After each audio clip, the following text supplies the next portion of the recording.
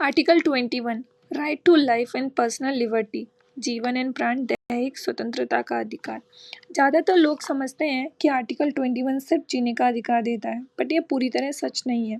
Article 21 कहता है कि हमें जीवन का अधिकार है और इसे कोई भी बिना किसी कानून के या कानून लॉ की प्रोसेस से हमें वंचित नहीं कर सकता। Means article 21 life and personal liberties को बिना लीगल प्रोसेस के हमें कोई छीन नहीं सकता। आर्टिकल 21 सिर्फ जिंदा रहने का अधिकार नहीं देता। सुप्रीम कोर्ट ने भी टाइम के साथ आर्टिकल 21 का स्कोप काफ़ी एक्सपांड किया है। बहुत सारी स्वतंत्रताएं दी हैं अलग अलग केसेस के थ्रू, जैसे मेनका गांधी केस 1978।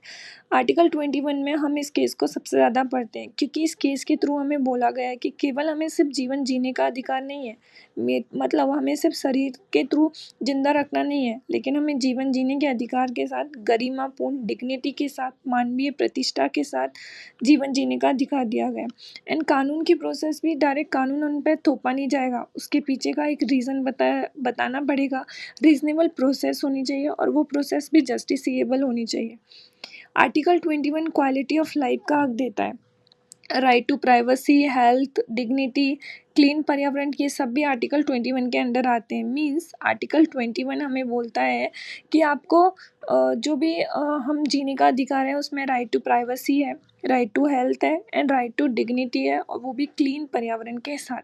आज के टाइम पे data privacy, health access and prisoners के राइट, मतलब कैदियों के जो राइट हैं वो भी जनरली आर्टिकल 21 के अंडर ही आते हैं या उससे ही लिंक होते हैं। इसलिए ये आर्टिकल एक डायनामिक आर्टिकल है, एक स्टैटिक आर्टिकल नहीं है। Thank you.